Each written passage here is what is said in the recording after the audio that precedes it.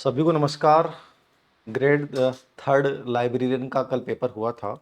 कल मैं बाहर था डॉक्टर के पास, इसलिए इसका सॉल्यूशन नहीं करवा पाया। आज मैंने इसको देखा है और 25 प्रश्न पूछे गए हैं। 2-3 प्रश्न इस प्रकार से नॉर्मल प्रश्न थे, बट वो शिक्षा बेस्ड प्रश्न थे, इसलिए टोटल 25 प्रश्न हो गए। और अधीनस्थ सेवा चयन बोर्ड एक ऐसा बोर्ड है जिसको आप ये नहीं कह सकते कि सर कहाँ से क्या प्रश्न आएगा। आरपीसी का फिर भी एक पैटर्न है। अधीनस्थ सेवा चयन बोर्ड थोड़ा उलझा हुआ सा है। एक टॉपिक से 5 प्रश्न पूछ लेगा, दूसरे से नहीं पूछेगा। तो ये थोड़ा सा ग्रेड थर्ड की तैयारी करने वाले बच्चों को भी ध्यान देना है कि यहाँ छोटी से छोटी चीज़ भी पूछी जा सकती है और बहुत महत्वपूर्ण को भी इग्नोर कर सकते हैं। तो थोड़ा सा ये क्या है कि टू द सिलेबस और एग्जाम पैटर्न के अकॉर्डिंग नहीं चलता है, मतलब उलझा हुआ सा सिस्टम है अधीनस्थ सेवा चयन बोर्ड का। फिर भी जिन्होंने अपनी किताब को पढ़ा है या मेरे से जैसे भी पढ़ा है, मुझे नहीं लगता कि 22, 23, 24 के आसपास पर्सन से कम उसके सही हो रहे होंगे। फिर भी एक आइडिया और लगेगा आपको आगामी भर्ती के हिसाब से। पहला प्रश्न पूछा गया है, मनोविज्ञान में द्वितीयक परबलक का उदाहरण कौन सा नहीं है। द्वितीय का मतलब सेकेंडरी रे इन्फोर्सर इन साइकोलॉजी। तो इसमें प्रशंसा होता है वो द्वितीयक होता है, ग्रेड ये भी द्वितीयक होता है, भोजन प्राथमिक होता है, पैसा भी द्वितीयक, धन सम्मान ये सब द्वितीयक होते हैं। जो स्किनर ने सिद्धांत दिया उसके अंतर्गत डिटेल से मैंने पूरा का पूरा वर्णन कर रखा। आप 115 के पेज पे ये समग्र मनोविज्ञान के पेज बता रहा हूँ। बाकी आपके पास थर्ड ग्रेड सेकंड ग्रेड जो भी किताब होगी उसमें स्किनर वाला जो वर्गीकरण है उसमें मैंने पूरा वर्णन कर रखा है। तो इसमें भोजन जो होता है वो क्या होता है, प्राथमिक होता है। तो ये सेकेंडरी के अंतर्गत नहीं आता। तो आंसर क्या हो जाएगा, फूड सी। अगला प्रश्न देखिएगा, मतलब इस पे प्रश्न अध्ययन से आसान बोर्ड पूछता भी है, प्राथमिक और द्वितीयक प्रबलक पे याद रखना। अगला प्रश्न इसमें 2 नंबर यही है ना, द्वितीयक प्रबलक हो गया। तो उसके बाद डायरेक्ट ये है 8 नंबर। अधिगम में एक नया व्यवहार सीख लिया जाता है लेकिन तब तक प्रदर्शित नहीं किया जाता जब तक उसे दिखाने के लिए प्रोत्साहन न दिया जाए। बहुत अच्छे एग्जाम्पल से मेरा क्लास में भी इसको समझाया हुआ है, लेटेंट लर्निंग। जो एडवर्ड टोलमैन ने अव्यक्त अधिगम दिया, गुप्त अधिगम दिया, विथ एग्जाम्पल मुझे लगता है कि एक बच्चे के दिमाग में आ गया होगा इस प्रश्न को पढ़ते ही ये कहना क्या चाहता है। तो इनसाइड तो अचानक से समाधान होता है, श्रेणिक जो है वो सीरियक क्रमांक ये स्किनर ने यूज किया है, सामाजिक बांडुरा का शब्द है, और अंतर्निहित जिसको अपन बोलते हैं लेटेंट लर्निंग या अव्यक्त अधिगम। यानी ये व्यक्त तभी होगा जब उसको पुनर्बलन या पुरस्कार दिया जाता है। ये ऑब्जेक्टिव में ऐसा प्रश्न भी मैंने लास्ट के एनसीईआरटी के प्रश्नों में ऐसा डाल रखा था, यदि किसी बच्चे ने पढ़ा हो। ठीक है, तो इसमें ऑप्शन क्या हो जाएगा, डी। तो ये एडवर्ड टोलमैन वाला प्रश्न पे 130 के पृष्ठ पे आप इसको समझ सकते हैं, देख सकते हैं। क्लासरूम में तो विथ एग्जाम्पल समझाया हुआ है पूरा का पूरा। तो एडवर्ड टोलमैन वाले सिद्धांत से प्रश्न पूछा है। अगला प्रश्न है, किसी व्यक्ति के जीवन की वह कौन सी अवस्था है जो जैविक और मानसिक दोनों ही दृष्टियों से रैपिड परिवर्तन परिवर्तन की स्थिति होती है। तो which period is in person life rapid change both biologically और साइकोलॉजिकली। तो बायोलॉजिकली मतलब जैविक रूप से जो परिवर्तन होते हैं, फिजिकली जो चेंजेज होते हैं, जो ठीक है, जो हार्मोन्स में इनबैलेंस होता है, हार्मोन में जो परिवर्तन होते हैं, और मानसिक रूप से बच्चे में जो अहमूर्त चिंतन बनता है, जो परिकल्पनिक निगमन तार्किक योग्यता बनती है, तो किस में होती है, या तो शिशु अवस्था होती है, किशोर अवस्था होती है। लेकिन मानसिक बायोलॉजिकल जो परिवर्तन ज्यादा होते हैं वो किशोर अवस्था में होते हैं। बट यहाँ पे शिशु अवस्था ऑप्शन में भी नहीं है। उत्तर बाल्यावस्था में तो एकदम स्टेटिक अवस्था है, किशोर अवस्था प्रौढ़ अवस्था में होगी नहीं, प्रारंभिक बाल्यावस्था 2 से 5 या 6 वर्ष है, 0 से 2 वर्ष आता तो फिर भी थोड़ा कंफ्यूजन पैदा होता है। लेकिन जैविक और मानसिक दोनों दृष्टियों से, दोनों दृष्टिकोण से आंसर आएगा तो आपका एडोलेसेंस ही आंसर करना। क्या करना आपको, एडोलेसेंस बी। तो इस सेम भाषा जो है आपको 52 के पेज के ऊपर मैंने डाल रखी है कि शारीरिक और मानसिक परिवर्तन की रैपिड परिवर्तन की अवस्था किसे कहा जाता है, किशोर अवस्था को। तो ये कर दिया होगा आप लोगों ने। अगला प्रश्न है, काफी प्रश्न पूछे हैं साइकोलॉजी के, देख लो 20 प्रश्न आने चाहिए थे, 25 प्रश्न पूछे हैं। हिलगार्ड एटकिंसन के अनुसार सीखने को पूर्व अनुभव के परिणाम स्वरूप किस स्थायी परिवर्तन के रूप में परिभाषित किया जाता है। ये मैं जो बच्चे क्लास लेते हैं उनको जरूर आइडिया होगा, मैंने आई हुई परिभाषाएं सब लिखाई हैं, लेकिन उसमें एक लाइन बोली थी कि इस परिभाषा को भी पढ़ के जाना, हिलगार्ड एटकिंसन वाली, क्योंकि मैंने लिखाया हुआ है कि ये इंपॉर्टेंट है, अभी तक आई नहीं है लेकिन आ सकती है। और एज इट इज वही परिभाषा पूछी गई है। अध्ययन सेवा चयन बोर्ड कुछ भी पूछ सकता है, ये दिमाग में रखना आपको, ठीक है। तो ये व्यवहार में स्थायी परिवर्तन किसने बात की है, ये आप देख लेना 97 के पेज के ऊपर आपको ये मिल जाएगा एज इट इज। अधिगम की जो डेफिनेशन है उसमें हिलगार्ड एटकिंसन की परिभाषा अपनी बुक में भी और क्लास नोट्स में मैंने लिखा रखी है। तो ये आंसर हो जाएगा, बाकी पे ध्यान नहीं लगाना आपको। बिहेवियर अधिगम की डेफिनेशन है। फिर है, यदि कोई शिक्षक अनावश्यक रूप से सख्त हो और छात्रों को अनुचित या कठोर दंड देता हो तो उसके व्यवहार के कारण छात्रों में निम्नलिखित में से कौन सा व्यवहार डेवलप हो सकता है। अप्लाइड पर्सन भी कह सकते हैं। वैसे समायोजन टॉपिक में ये चीजें हम चर्चा भी करते हैं कि समायोजन में टीचर की भूमिका कैसे होती है, बच्चा गलत व्यवहार करता है तो क्या करना चाहिए। ऐसे इंडिविजुअल डिफरेंस में जब अपन पढ़ते हैं तो वहां भी ये चर्चा क्लासरूम में अपन करते हैं। कुछ चीजें बड़ी बहुत बेसिक होती हैं, बस समझने की जरूरत होती है। तो बच्चा कौन सा व्यवहार विकसित करेगा जब टीचर डराएगा, तो टीचर की भूमिका को मैंने समायोजन टॉपिक में बहुत अच्छे से समझा रखा है। स्पष्ट वक्ता बनेगा मतलब ही नहीं है। बहिर्मुखी तब बनेगा जब उसको प्रोत्साहित किया जाएगा। विद्यालय से अनुपस्थित रहने वाला, जब उसको बार बार डांटा जाता तो स्कूल से डरने लग जाएगा, वो घर रहना पसंद करेगा, स्कूल आएगा नहीं, बंक मारना शुरू कर देगा। तो सी ऑप्शन यहाँ पे क्या हो जाएगा, गलत हो जाए, सही हो जाएगा। अधिक बुद्धिमान तो बनने का मतलब ही नहीं है। नेगेटिविटी हमेशा बच्चे को परेशान करती है, याद रखना। तो ये आंसर जो है यहाँ पे सी हो जाएगा, ठीक है। समायोजन वाले टॉपिक में मैंने 201 के पृष्ठ पे टीचर की भूमिका में इस बात को समझा भी रखा है, देख लीजिएगा। उसके बाद अगला प्रश्न है,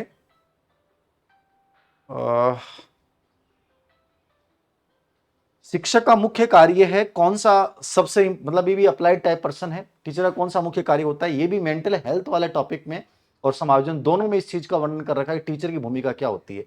अब देखो, वैसे लाइब्रेरियन के सिलेबस जो है वो सेकंड ग्रेड का सिलेबस था और उसमें टीच शिक्षा वाला बिंदु है ही नहीं, ठीक है ना, मेंटल हेल्थ वाला बिंदु है ही नहीं। बट पर्सन पूछ रहा है, अधीनस्थ सेवा चयन बोर्ड इसलिए बड़ा असमंजस वाला बोर्ड है। कब कौन से टॉपिक से प्रश्न पूछ लेगा आइडिया नहीं है। आरपीएससी का बड़ा फिक्स पैटर्न। छात्रों को किताबें अन्य सुविधाएं प्रदान करना ही नॉर्मल है। छात्रों को अध्ययन को प्रोत्साहित करना और मार्गदर्शन देना, मतलब ऐसे प्रश्नों में हमेशा याद रखो रचनात्मक आंसर चुनो। तो ये मेंटल हेल्थ वाला टॉपिक मैंने वर्णन भी कर रखा है कि टीचर की भूमिका में, ठीक है, टीचर की आवश्यक रूप से टीचर को क्या करना चाहिए बच्चों के मेंटल हेल्थ को बढ़ाने के लिए। तो वहां मोटिवेशन है, काउंसलिंग है, गाइडेंस है, गृह कार्य की समस्याओं को हल करना। ये यद्यपि कार्य है बट ये मुख्य कार्य नहीं है। माता पिता की आकांक्षाओं को अपने बच्चों के लिए पूरा करना, ये माता पिता की भूमिका है। तो यहाँ पे आंसर क्या हो जाएगा, बी। तो ये अप्लाइड टाइप प्रश्न, रचनात्मक प्रश्न है, इसमें कहीं लगता नहीं मुझे कोई बच्चा गलती करेगा। बाकी फिर भी मेंटल हेल्थ के ऊपर 208 के पृष्ठ के ऊपर मैंने इस बात की व्याख्या कर रखी है मेंटल हेल्थ में कि टीचर को क्या मुख्य कार्य टीचर का क्या है। उसके बाद अगला प्रश्न देखिएगा आप, किशोरों के सामने आने वाली प्रमुख चुनौतियों में से एक है मादक द्रव्यों का सेवन। इसका मतलब क्या है, सब्सटेंस अब्यूज।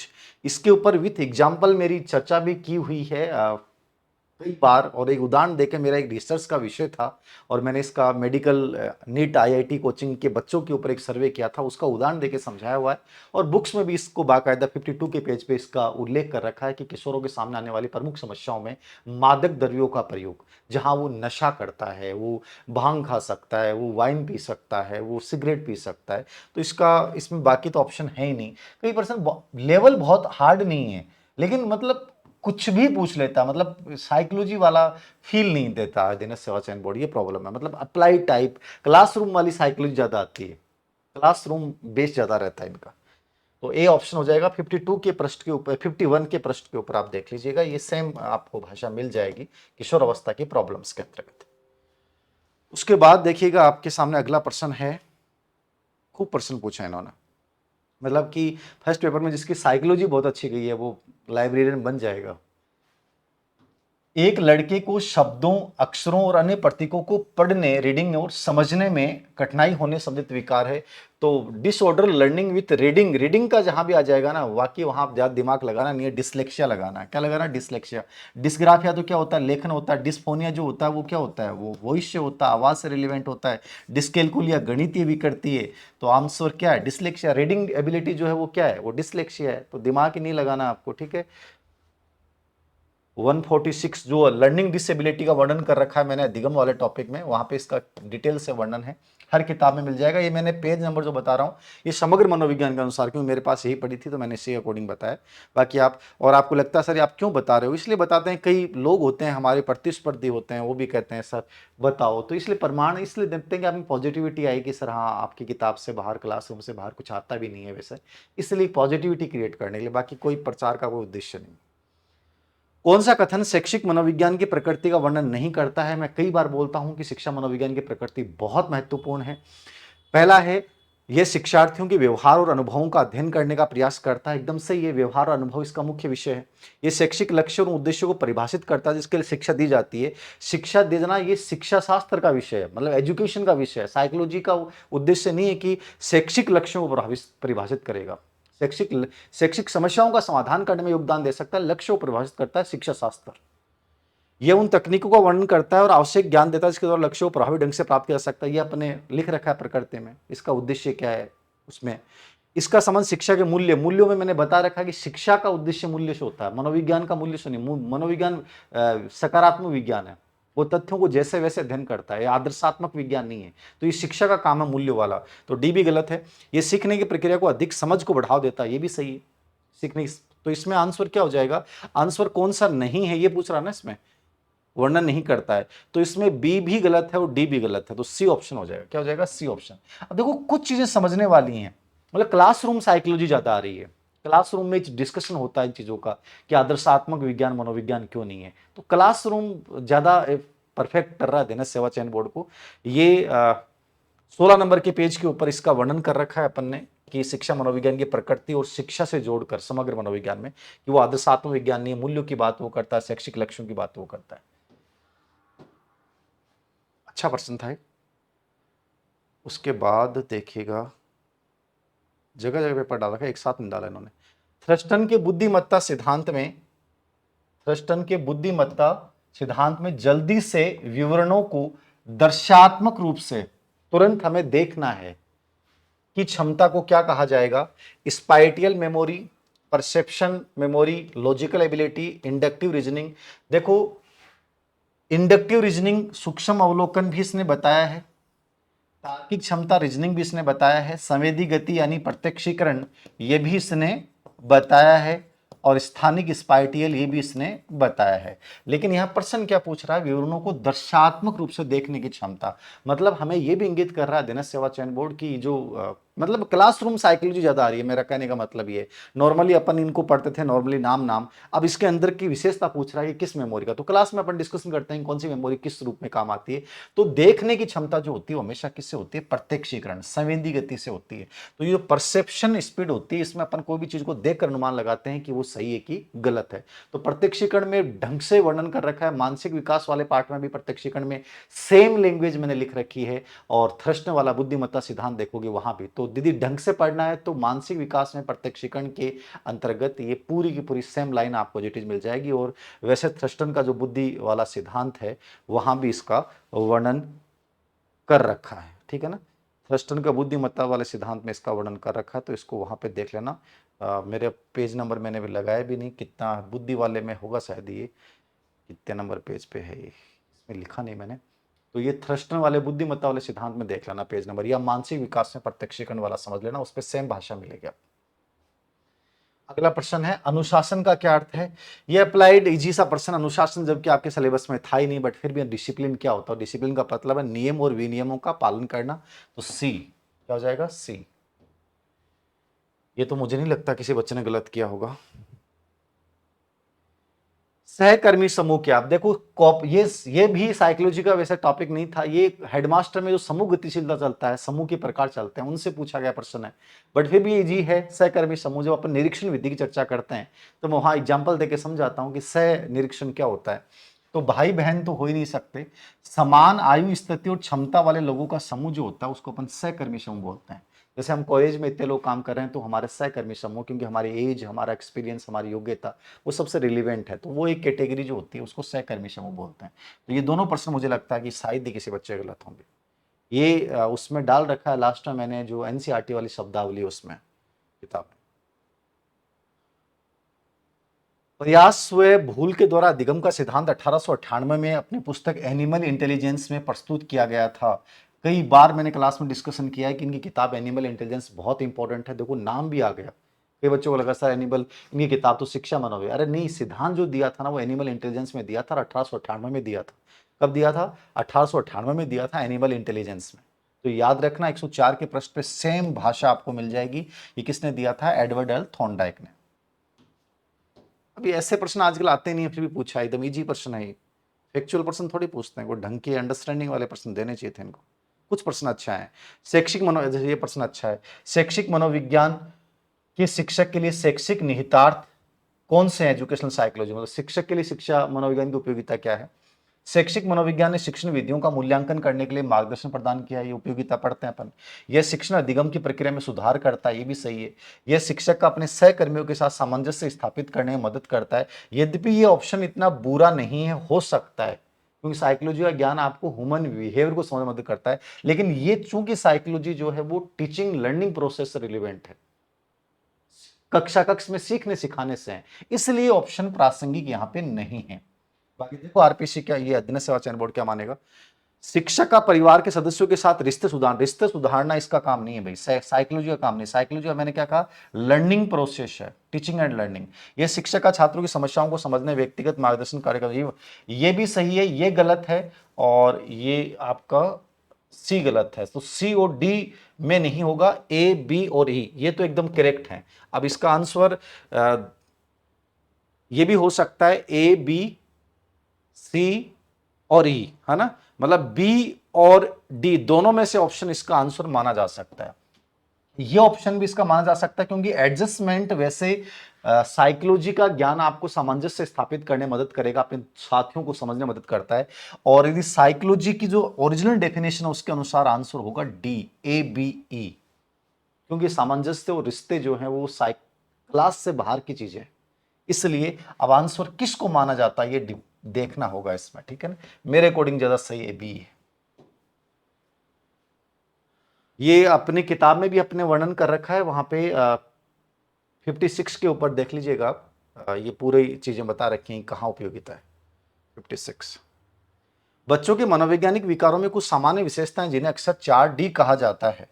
ये आप देखो, मेंटल हेल्थ जबकि सिलेबस में था नहीं, और मेंटल हेल्थ पे खूब प्रश्न पूछे हैं। 4D, ये मेंटल हेल्थ का कॉन्सेप्ट है, जो DSM है, डायग्नोस्टिक सिस्टम मैनुअल, वो जो इसकी जारी करता है उसमें बच्चों के लिए 4D की बात की गई है, ठीक है।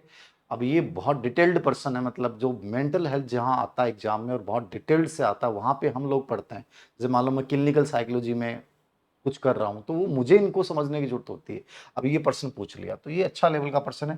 तो 4D में क्या होता है? विचलन होता है, डिप्राइवेशन होता है, कार्यहीनता होती है, खतरा होता है, और डिस्ट्रेस होता है। क्या होता है? डिस्ट्रेस। ये बच्चों से रिलेवेंट 4D है, ठीक है। तो DSM जो है इसका वर्गीकरण करता है, तो इसमें आंसर डिस्ट्रेस आएगा।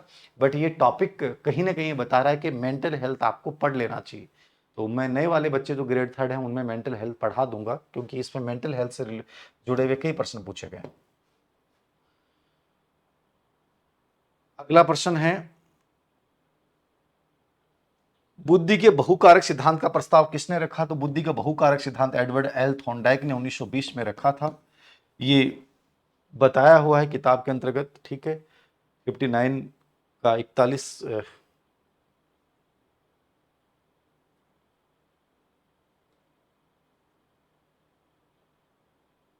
आप ये देख लेना, वो कहाँ था, थ्रस्टन वाला कौन सा था, थ्रस्टन वाला जो था ना, उसी के आसपास होगा ये बहुकारक सिद्धांत। किताब में मैंने शायद इसमें लगाया नहीं कागज पे, तो ये देख लेना, एडवर्ड एल थॉर्नडाइक है, बुद्धि वाले टॉपिक के अंतर्गत डाल रखा है इसका पूरा का पूरा वर्णन। तो ये आंसर हो गए, तो इजी प्रश्न था, तो मिलना ही था कर। अगला प्रश्न है 59-60,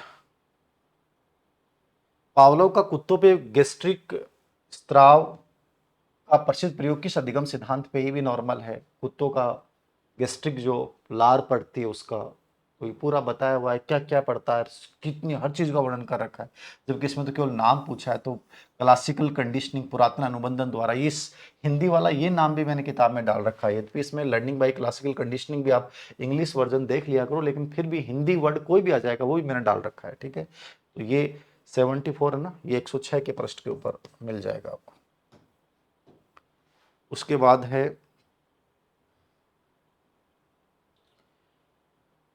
विशेषताओं का एक संयोजन है जो संकेत देता है कोई बच्चा प्रशिक्षण के पश्चात किसी विशिष्ट ज्ञान या कौशल को प्राप्त करने की क्षमता रखता है। देखो ये प्रश्न ग्रेड सेकंड या आगामी जो भी बच्चे एग्जाम दे उनके लिए बहुत इंपॉर्टेंट बिंदु है। ये अभिक्षमता जो है ना, ये बहुत इंपॉर्टेंट बिंदु है। इस पे लगातार प्रश्न आ रहे हैं। अभी ग्रेड फर्स्ट में भी 2 प्रश्न आए, इसमें भी प्रश्न आया है। तो इसको ढंग से समझना अभिक्षमता को। और ये सेम भाषा मैंने लिख भी रखी है, छिंतर वाला ना, ये आपको देखना 285 के पृष्ठ पे एजिटीज भाषा मिल जाएगी। ये टॉपिक बहुत डिटेल से पढ़ने वाला है वैसे। अभी क्षमता मतलब ये उभरता हुआ बिंदु है, ट्रेंड कर रहा है, जैसा अभी सैयारा मूवी ट्रेंड कर रही है। साथी तू तो बदला नहीं है, मौसम कुछ जरा थोड़ा सा बदल गया है। तो ये बदलता हुआ मौसम है अध्ययन सेवा चयन बोर्ड का। और बदलते हुए मौसम को हमेशा पहचानो। समझ गए? मौसम के अकॉर्डिंग बिहेवियर करना बहुत जरूरी हो गया। जो मौसम के अकॉर्डिंग नहीं बदलते उनकी वैल्यू नहीं रहती, बड़ा समस्या है। आजकल प्रेम में भी ये होने लग गया, सब जगह एग्जामों में ये होने लग गया। माला को दूसरों से जोड़ने में कठिनाई होती है। आपको क्लासरूम में सेम उदाहरण देके समझाया हुआ मेरा। भावनाओं को समझ नहीं पाती है, भावनाओं को व्यक्त नहीं करती, उदासीन रहती है, बोलने की शैली में विचलन है, शरीर की हरकतें रूढ़िवादी परंपरावादी हैं। सेम एग्जाम्पल दिए हुए, सब विशेषताएं बताई हुई हैं। तो ये ऑटिज्म का वर्णन कर रखा है मैंने, मेंटल हेल्थ टॉपिक में भी कर रखा है, लर्निंग वाले टॉपिक में भी कर रखा है। बट मेंटल हेल्थ में पूरा डिटेल्ड सेम शब्द आपको मिल जाएंगे। ठीक है ना? 82 नंबर है ना। 213 के प्रश्न पर देखना आप, समग्र मनोविज्ञान में एजिटीज भाषा मिलेगी आपको। ओटिज्म के लक्षण क्या है? ओटिज्म पहले से भी चर्चित था, इसको तो वैसे ही पढ़ना था, देख लेना।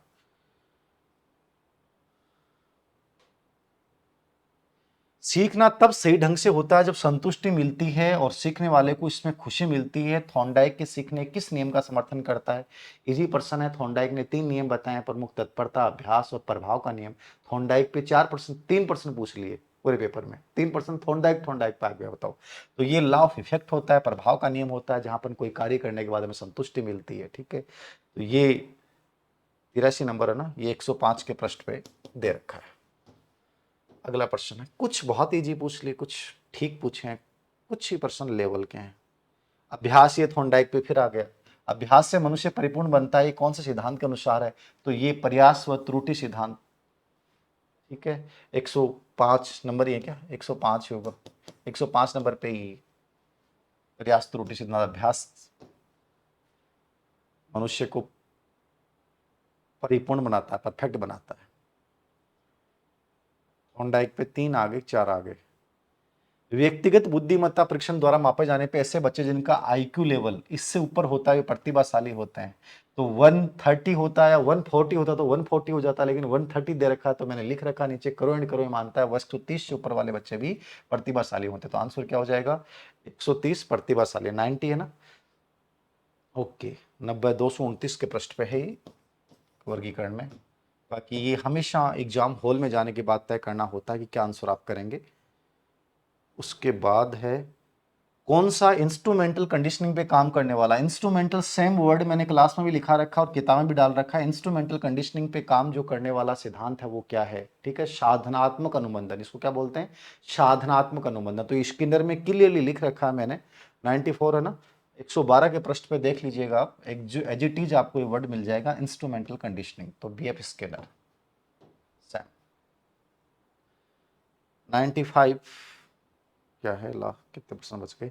बच्चों के व्यवहार का अध्ययन करने की। अब देखो ये मेथड्स आजकल सिलेबस में नहीं है सीधे, तो मेथड्स पे प्रश्न पूछा, मतलब मेथड्स पढ़ने अध्ययन सेवा चयन बोर्ड में। बच्चे के व्यवहार अध्ययन करने की उस विधि का नाम बताइए जो बच्चों की व्यवहारिक समस्याओं के निदान के साथ उपचार भी प्रदान करती है। ये भी किताब में डाल रखा, कुछ चीज ऐसी मिलेगी नहीं जो नहीं डाल रखी है मैंने। ठीक है ना। 97 ये 22 के प्रश्न में देख लेना, आपको डाल रखी है नैदानिक विधि, क्लिनिकल मेथड, सेम वर्णन मिल जाएगा आपको। छोड़ कुछ नहीं रखा किताब में, पढ़नी पड़ती है बस। पढ़ोगे तो बाहर कुछ नहीं आएगा, बाकी मार्केट में कोई नहीं बताएगा इतने प्रश्न आए, कोई नहीं बताएगा।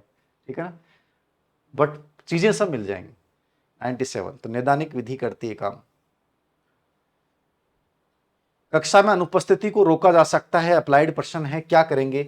ये अप्लाइड भी है और वैसे किताब में डाल भी रखा है कि कोई भी बच्चा गलत व्यवहार करता है, बाहर स्कूल में नहीं आता है, चोरी करता है, झूठ बोलता है, उसका बेस्ट आंसर मेरा बताया हुआ है कि कारणों का पता लगाकर समाधान, कारणों को समझना और कक्षा में शिक्षण अधिगम के लिए पॉजिटिव इन्वायरमेंट बनाने का प्रयास करना। ये जो समायोजन वाला टॉपिक है उसमें टीचर क्या करेगा वो 201 के प्रश्न के ऊपर इसमें इस चीज को लिख रखा है कि हमेशा कारणों का पता लगाना है, पॉजिटिव इन्वायरमेंट करना है, व्यंग्यात्मक टिप्पणी नहीं करनी है, पॉजिटिव रिइंफोर्समेंट देना है, इस सब चीजों का वर्णन कर रखा है 201 के प्रश्न पे। आप समायोजन वाले, समायोजन से काफी प्रश्न पूछे हैं बट समायोजन से तकनीक पे प्रश्न नहीं आए। एक चीज ये बताता है ये पेपर लाइब्रेरियन वाला और अधीनस्थ सेवा चयन बोर्ड के कहीं ना कहीं मकसद को भी ये दिखाता है कि ये लोग जो हैं वो जो इम्पोर्टेंट वाला कॉन्सेप्ट है उस पर नहीं चलते, ये लोग कुछ चीजें यहीं से कहीं से भी उठा सकते हैं। तो ये थोड़ा सा देखना है। बाकी पेपर मुझे नहीं लगता आप में से किसी बच्चे को प्रॉब्लम हुई होगी। तो ये 25% है साइकोलॉजी के, ये मैंने करवा दिए। 20-25 जो भी होंगे मेरे अकॉर्डिंग 25 संख्या लगी मुझे काफ़ी सारे, कोई 2% बीच में छूट गए हो तो पता नहीं, बाकी 25 क्वेश्चन थे। ठीक है, ओके, थैंक यू।